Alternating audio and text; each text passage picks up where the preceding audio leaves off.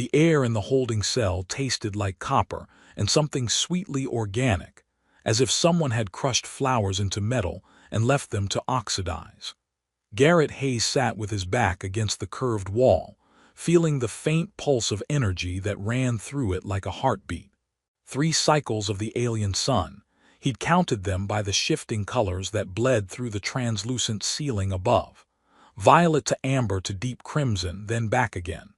No Earth days here, no familiar rhythm to anchor himself to. His uniform was a wreck.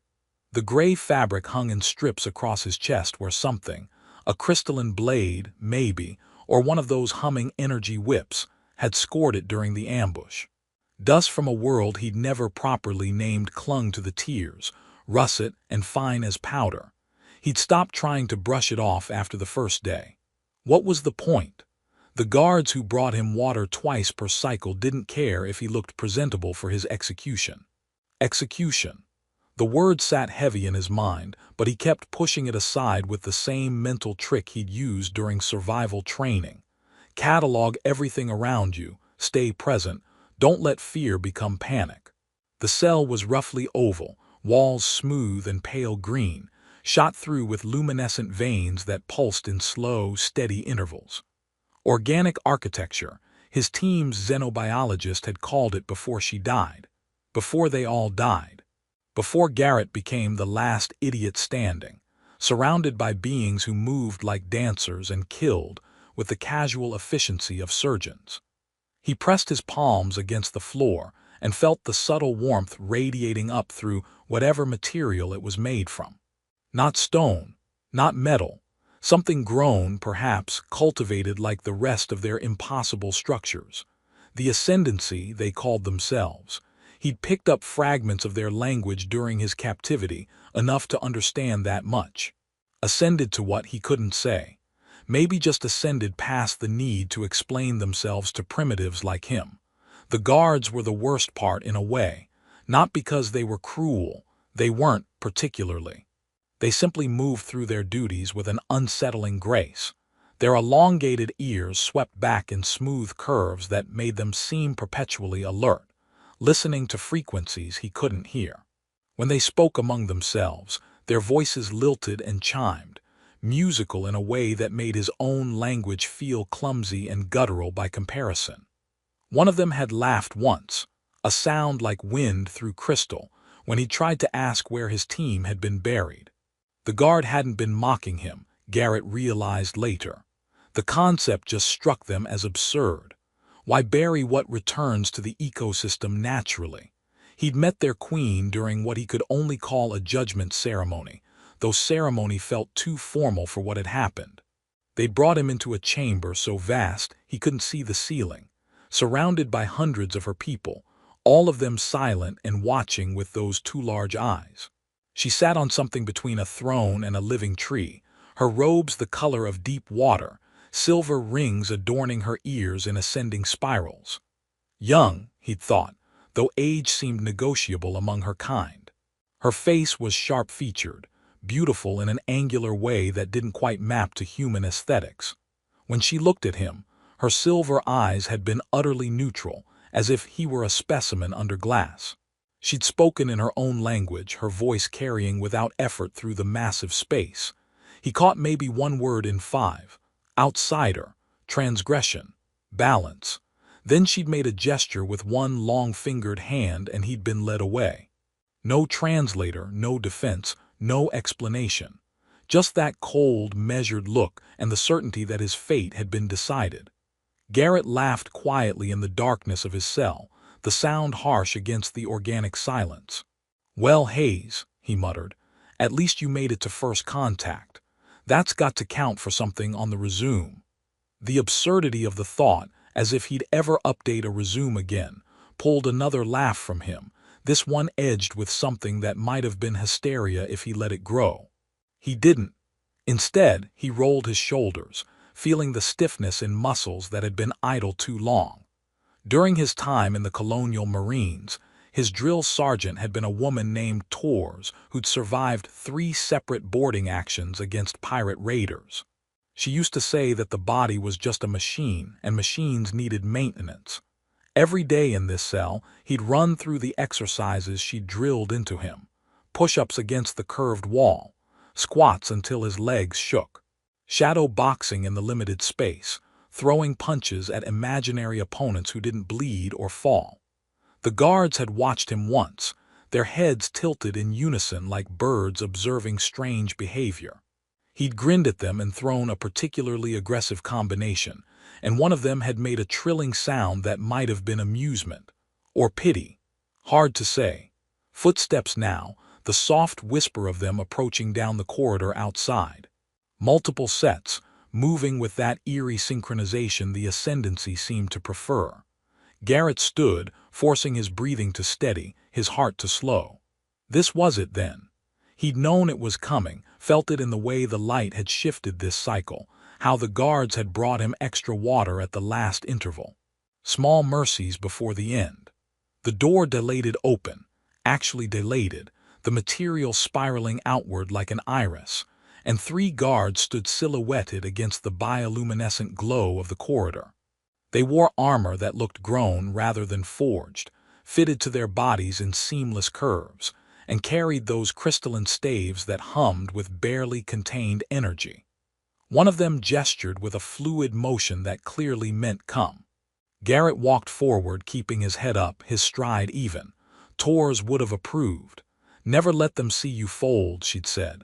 Even if you're terrified, even if you know you're outmatched, you walk like you're choosing this. The corridor stretched ahead, curving gently upward, and from somewhere far above came the sound he'd been dreading and anticipating in equal measure. The roar of a crowd, vast and expectant, waiting for whatever spectacle the ascendancy had planned. The sound rolled down through the organic walls like distant thunder, and Garrett felt his jaw tighten. "You know," he said conversationally to the nearest guard, knowing they probably couldn't understand him, "where I'm from, we usually buy a guy dinner before the public execution. Just saying, there's a protocol to these things." The guard's ear twitched slightly, the only indication they'd heard him at all. Garrett smiled despite himself and kept walking toward the light.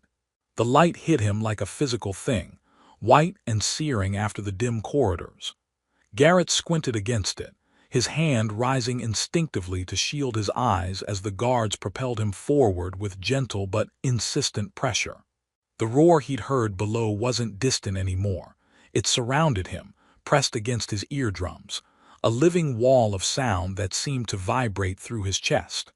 When his vision adjusted, he understood why they called it an arena, though the word felt inadequate. The structure sprawled before him in a vast oval, carved from stone that wasn't quite stone. Green veins ran through the pale surface like capillaries, pulsing with bioluminescent energy that made the entire space seem alive. The floor beneath his boots felt warm, almost yielding, as if he were walking on the hide of some massive sleeping creature. Tiers of seating rose up and away on all sides, packed with thousands of the ascendancy, their elongated ears creating a strange rippling pattern in the crowd, like a field of wheat moving in wind. Garrett forced himself to breathe, to take it in without letting the sheer scale of it crush him. The sky above was the wrong color, a pale lavender streaked with clouds that moved too quickly, pushed by winds he couldn't feel down here in the arena's sheltered bowl. 2 suns hung at different angles, one amber and bloated, the other small and intensely white. The double shadows they cast made everything look slightly unreal, as if he'd stepped into a painting where the artist couldn't quite decide on a single light source. At the far end of the arena, elevated on a platform that seemed to grow organically from the surrounding stone, sat the throne. He recognized it from the judgment ceremony, that impossible fusion of carved wood and crystalline growths, but seeing it here, framed by open sky and the massed attention of thousands, it carried a different weight. The queen sat there now, her posture upright but not rigid, one hand resting on the arm of the throne while the other lay folded in her lap. Even at this distance, he could make out the silver rings adorning her ears, catching and fracturing the double sunlight into prismatic flares. Around her stood figures in ornate armor, Their breastplates worked with designs that hurt to look at directly, geometric patterns that seemed to shift when viewed peripherally. Advisors, probably. Generals. The kind of people who made decisions about whether primitives from Earth deserved mercy or just a quick death. From the looks of things, they'd settled on neither. A herald stepped forward on the platform, dressed in robes that shimmered between blue and green depending on how the light caught them. The figure raised both hands, and the crowd noise dropped immediately to silence. Garrett felt his skin prickle at the abruptness of it, thousands of voices cutting off in perfect unison. The herald spoke, voice amplified somehow without any visible technology, words rolling out across the arena in that melodic language he'd been trying and failing to learn. He caught fragments. Outsider, yes. Judgment, that one he knew. Then something that sounded like blood price and another phrase that might have meant demonstration or possibly lesson. His grasp of their language was still crude, built from observation and guesswork. The word that came through clearest, repeated twice, was one he'd heard the guards use when they thought he couldn't hear them. Primitive. The crowd responded with a sound that wasn't quite a cheer, more like a collective exhalation of anticipation. Garrett felt the muscles in his jaw clench and deliberately relaxed them. Getting angry wouldn't help. Getting scared definitely wouldn't help. What would Tors say? Probably something profane and practical. Assess your assets, identify the threat, look for an angle. His assets, 2 hands, 2 feet, a body that was bruised and tired but still functional, and absolutely nothing else. They'd taken his sidearm, his combat knife, even the multi-tool he kept in his boot. He stood in the center of the arena in torn fatigues and standard-issue boots, stripped of everything except his own meat and bone. The threat made itself known as 6 guards emerged from an archway opposite him. They moved in formation, perfectly synchronized, carrying staves that crackled with contained energy. Each staff was about 2 meters long, the surface etched with patterns that glowed a soft amber, and from the way the guards held them, loose but ready, he knew they were both weapon and focus for whatever technology or ability made the ascendancy so dangerous up close. 6 against 1, wonderful odds, really sporting of them. Garrett looked up at the Queen again. She was leaning forward slightly now, elbows on her knees, fingers steepled beneath her chin. Her silver eyes were fixed on him with an intensity that made something twist in his stomach. Not cruelty there, he thought. Curiosity, maybe. The way a scientist might watch a test subject before introducing a variable. Their eyes met across the distance, and he felt the absurdity of the moment crash over him. Here he was, 300 light-years from Earth, about to get his ass handed to him by aliens with magic sticks while an entire civilization watched. If he'd stayed on Mars, taken that mining job like his brother suggested, he'd be complaining about dust storms and shitty recycled air right now. Safe, bored, alive. Instead, he smiled. It felt crooked on his face, half grimace and half genuine amusement at the sheer cosmic joke of his situation. The Queen's head tilted slightly, her ears shifting forward in what might have been surprise.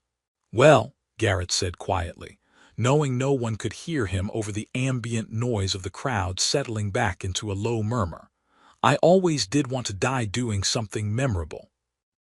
He rolled his shoulders, feeling vertebrae pop, and shook out his hands. The guards were advancing now, spreading into a loose semicircle to cut off any retreat, not that there was anywhere to retreat to. The arena floor stretched 50 meters in every direction, and the walls were smooth living stone that rose 5 meters before the first tier of seating began. No exits, no weapons, no backup. Just him and 6 trained killers who moved like water. The first guard feinted left, staff humming as it carved through the air. Garrett tracked the movement, weight shifting to his back foot, and felt time do that strange thing it always did in combat, not slowing exactly, but clarifying. Every detail suddenly sharp and relevant. The angle of the guard's shoulders, the slight overextension in the swing, the way the alien's weight committed fractionally too early, Tors had drilled it into him 1,000 times. Fighting wasn't about being stronger or faster. It was about being willing to take damage while you found the opening, about reading intent in the microseconds before action, about being too stupid or too stubborn to quit when quitting was the rational choice. The staff crackled past his ear close enough to feel the static discharge raise the hair on his neck. Garrett didn't think. He drove forward inside the guard's reach and buried his elbow in what he hoped was a vulnerable spot just below the alien's ribcage. The guard made a sound, sharp, surprised, and stumbled backward. The crowd gasped. Garrett grinned, tasting blood in his mouth from where he'd bitten his cheek, and thought, okay, round one to the primitive. Then the other 5 guards moved, and everything became motion and violence and the desperate mathematics of survival. The second guard came in high, staff sweeping toward his skull with enough force that Garrett heard the air split before he saw the movement.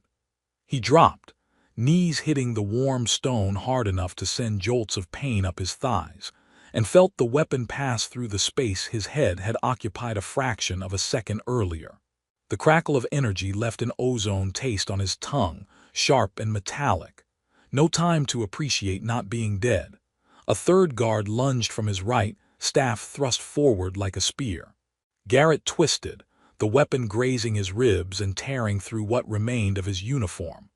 The impact, even glancing, felt like touching a live wire, muscles seizing for an instant before his nervous system remembered how to function. He used the momentum of his spin, came up on one leg, and drove his boot into the third guard's knee. The joint bent wrong. The alien went down with a trill of pain that sounded disturbingly musical, and Garrett didn't wait to see if the damage would stick. He was already moving, already looking for the next threat because standing still meant dying, and he'd had enough lectures from Tors about the importance of mobility to last 3 lifetimes. "Come on," he muttered through gritted teeth, dancing backward as 2 more guards coordinated their approach. "Let's make this interesting." They obliged. The guards moved like they'd trained together for years, which they probably had. One went low while the other struck high, a pincer attack designed to eliminate escape routes. Garrett saw it forming, saw the trap close around him, and did the only thing that made sense in a situation with no good options. He charged directly at the lower guard.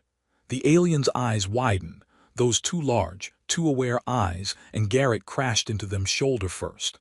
They went down in a tangle of limbs, the guard's staff clattering away across the stone. Garrett grabbed for it, fingers closing around the shaft, and immediately regretted every decision that had led to this moment.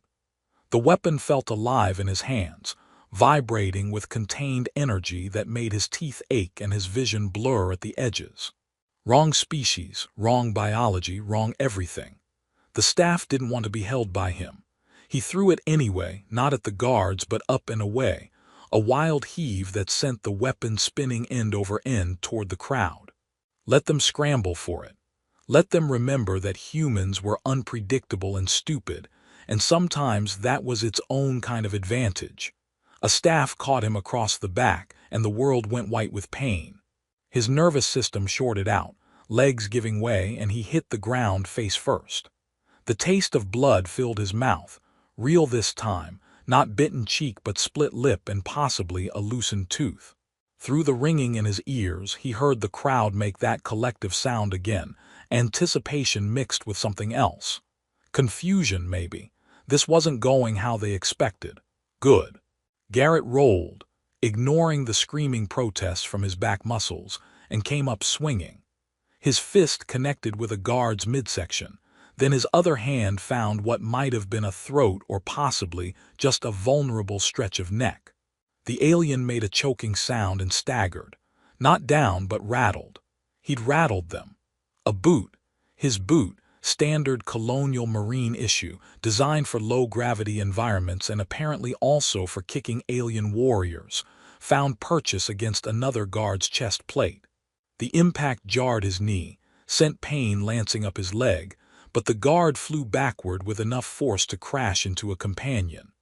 Both went down in a clatter of armor and crystalline weapons, 4 down or at least disrupted. 2 still standing and circling him with new caution in their movements.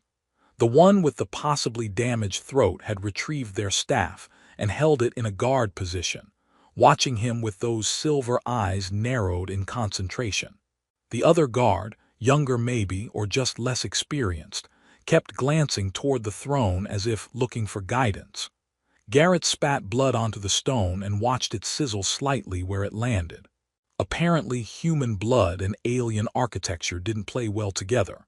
He filed that information away under things that might matter if I survive this, and addressed the guards in front of him. You know what your problem is. He circled right, forcing them to adjust their positioning. His back was on fire, his ribs felt cracked, and he was pretty sure something in his left hand was broken from that last punch. But he was still standing, still moving, and that seemed to bother them more than the actual damage he'd inflicted. You fight pretty, all synchronized and elegant, very impressive at parties, I bet. The older guard said something in their language, sharp and commanding. The younger one responded, uncertainty clear in their tone even if Garrett couldn't parse the words. Here's the thing about humans, Garrett continued, knowing they couldn't understand him but finding comfort in the sound of his own voice. In the ritual of he feinted left and both guards reacted, staffs coming up in perfect defensive form. Beautiful technique, textbook response. Completely wrong for dealing with someone who'd learned to brawl in the recycling districts of Mars, where the only rule was that there were no rules. Garrett went right instead, closing the distance before they could adjust. He grabbed the younger guard's staff with both hands, felt that awful vibration again, felt his muscles start to seize, and instead of fighting it, he pulled. Yanked hard, using the guard's own grip against them, and the alien stumbled forward. Garrett's forehead met their face in a brutal headbutt that made stars explode across his vision, but did significantly worse to the guard's delicate features. The guard dropped, and Garrett had their staff. It fought him, the weapon actively resisting his touch through some mechanism he didn't understand, but he held on through sheer spite and swung it like a baseball bat at the remaining standing guard. The two staffs met with a sound like breaking glass, and both weapons shattered in sprays of crystalline fragments that caught the double sunlight and fell like strange snow across the arena floor. Silence crashed over the space. Complete, profound, broken only by Garrett's ragged breathing and the groans of the guards he'd put down. He stood in the center of the arena, hands empty again, bleeding from a dozen shallow cuts where crystal shrapnel had found skin. His back was a symphony of agony. His face hurt, everything hurt, but he was standing. The guards on the ground were stirring, trying to rise, but they moved slowly now, uncertain. One clutched their wrist at an angle that suggested something broken. Another couldn't seem to put weight on the knee Garrett had kicked. The one he'd headbutted was sitting on the stone, hands pressed to their face, making a keening sound that might have been pain or shock or both. Garrett looked up at the throne through eyes that were starting to swell. The queen was on her feet now, both hands gripping the arms of her seat, her entire posture radiating something he couldn't quite read. Behind her, the advisors and generals were talking urgently among themselves, their earlier composure cracked. He raised one hand, his right, the one that wasn't broken, and gave a small, almost apologetic wave. "So," he called out, voice rough and carrying across the shocked silence, "do I pass, or do we go another round? Because I gotta tell you, my dance card's getting pretty full." The queen descended the platform with movements that reminded Garrett of water flowing downhill, inevitable and graceful. Her robes caught the double sunlight and shifted between deep blue and something close to black, and the silver rings in her ears chimed softly with each step. The crowd remained locked in that profound silence, thousands of beings holding their breath as one. Garrett stayed where he was, swaying slightly on his feet. Running wasn't an option. His legs were about done, and besides, where would he go? He'd made his statement, whatever that statement was worth. If she wanted him dead now, at least he'd go out having shocked the hell out of everyone present. Small victories. The queen reached the arena floor and walked toward him, alone. Her advisors had moved to follow, but she'd raised one hand without looking back and they'd frozen. A woman used to being obeyed then. Garrett could respect that. Tors had been the same way, commanding authority without needing to shout for it. She stopped 3 paces away, close enough that he could see the fine details of her face. Not young, he realized now. Ageless was more accurate, her features carrying that quality of someone who'd lived long enough that time had stopped marking them in conventional ways. Her eyes were the pale silver of Mercury, and they studied him with an intensity that made him want to fidget. He resisted the urge. "You fight," she said in his language, her accent strange but comprehensible, with no grace. Garrett blinked.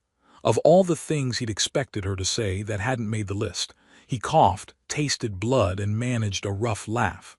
"Yeah, well, grace doesn't win fights where I'm from. Stubbornness and a willingness to take hits does." Her head tilted, ears shifting forward in what he'd learned to recognize as focused attention. "Your people teach this, to endure damage for the chance to inflict it." "My people teach survival," he said. "We're not the strongest or the fastest. Hell, we're not even close to the smartest, no matter what we tell ourselves. But we're really, really good at not staying down when someone puts us there." One of the guards groaned behind him, and the queen's eyes flicked past Garrett to assess the damage. Her expression didn't change, but something in her posture shifted. Not quite approval, but definitely not disapproval either. More like a scientist revising a hypothesis in real time. "The ritual," she said, bringing her attention back to him, "requires judgment through combat. You are meant to accept your death with dignity." "Yeah, I got that impression." Garrett wiped blood from his lip with the back of his hand. "Here's the thing, though. Humans are really bad at accepting things we don't agree with. Dignity's great and all, but living's better. You thought you could live against 6 trained warriors?" "Honestly, no." He grinned despite the pain it caused. "But I figured if I was going out, I'd make it memorable. Give you folks something to talk about at dinner parties. Remember that primitive who didn't have the sense to die quietly? That guy was me." The queen's lips twitched. Not quite a smile, but close enough to surprise him. She turned then, looking back at her throne and the assembled masses beyond. When she spoke, her voice carried across the arena without apparent effort, amplified by some technology or ability he still didn't understand. She spoke in her own language, long flowing sentences that rose and fell with musical cadence. The crowd listened in absolute silence. Garrett caught fragments, the word for outsider again, and something that might have meant strength or possibly will. Another phrase that sounded like new understanding, and then a word he'd heard guards use when discussing their own people: worthy. The queen turned back to him, and her expression had changed. Not warm exactly, but no longer quite so remote. "You are not prey," she said in his language, each word deliberate. "Prey accepts the hunt. You refused the role we gave you." "Yeah, well." Garrett shrugged, immediately regretted it as his back screamed in protest. "Where I'm from, we've got a saying. Something about it being better to die on your feet than live on your knees. Course, I'm not actually dead yet, so that's a bonus." "You will not die today." The queen said it as fact, not offer. "Your people, humans you call yourselves. You have shown something my people believed impossible. You have no enhancement, no connection to the energies that flow through living things, no refinement of form. And yet you stood against warriors who have trained since childhood in the sacred arts. If it helps, I trained too, just differently." He thought of Tors, of the drills she'd run them through in the training bay of the transport ship, of the countless hours learning to fall, to roll, to turn an opponent's strength into weakness. "We might not have your fancy energy weapons or your—" He gestured vaguely at the living architecture around them, tree powers or whatever. "But we've got about 10,000 years of figuring out how to hurt each other with our bare hands. You pick things up." One of her advisors had approached now. An older male with elaborate armor and ears, adorned with enough silver to fund a small colony. He spoke urgently in their language, gesturing at Garrett with what looked like concern or possibly disgust. Hard to read. The Queen listened, then responded with a single sharp phrase that made the advisor step back. She looked at Garrett again, and this time there was definitely amusement in those mercury eyes. "My council believes you are dangerous," she said. "That your kind should be quarantined or studied from a safe distance." "Your council's not wrong," Garrett admitted. "Humans are pretty dangerous. We've got a bad habit of spreading everywhere and breaking things we don't understand. But here's the thing, we also make friends really easily. We adopt alien pets, learn alien languages, try alien food even when it probably shouldn't be food. We're curious and stubborn and generally terrible at staying in our own corner of space." Is this meant to reassure me? "Not really, no. Just being honest." He met her eyes directly, refusing to look away first even though every instinct screamed that challenging a queen was a bad idea. "But we remember people who treat us with respect. And we really remember people who give us a fair shot when we don't deserve one." The Queen was quiet for a long moment, studying him with that unnerving intensity. Then, slowly and deliberately, she inclined her head. Not a bow of submission, her posture made that clear, but an acknowledgement, recognition between equals or at least between beings who'd surprised each other. The crowd erupted, not in anger or outrage, but in a sound that might have been approval or simply shock. The noise washed over the arena like a wave, and Garrett felt his knees finally give out.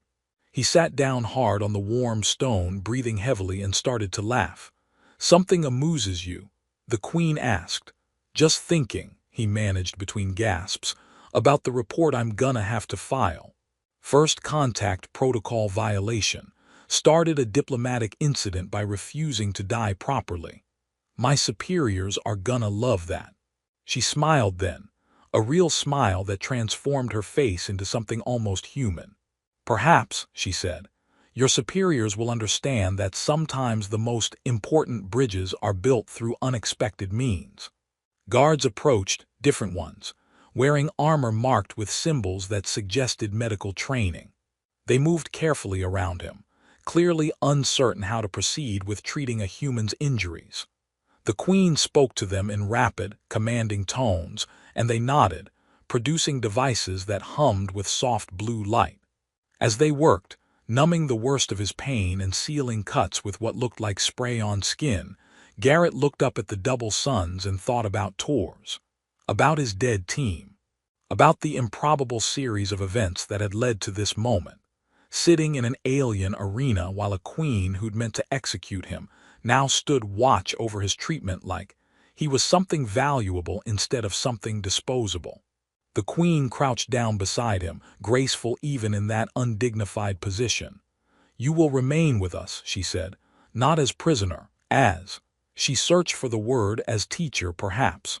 My people need to understand yours better, and you have shown us something we did not expect to find. Strength without enhancement, will without connection to the greater flows." "I'm not really qualified to represent humanity," Garrett protested. "I'm just one guy who got lucky." "Luck," she repeated, tasting the word. "We do not have this concept in our language. But I think I understand it now, seeing you. And perhaps that is what we need most, to learn from those who trust in luck rather than certainty." In the tiers above, the crowd had begun to disperse, moving in flowing groups toward the exits. But many remained, watching, discussing what they'd witnessed in animated tones that carried down to the arena floor. Garrett could feel the weight of their attention, knew that what had happened here would spread. The human who fought with nothing. The primitive who refused to die. Whatever they called him, it would travel through the ascendancy like ripples in water. He looked at the Queen and saw her watching him with that mercury gaze, patient and curious, and no longer quite so alien. "Guess I'm staying then," he said. "Fair warning, humans are terrible house guests. We eat weird things and make too much noise and ask uncomfortable questions." "I suspect," the Queen said, rising fluidly to her feet and offering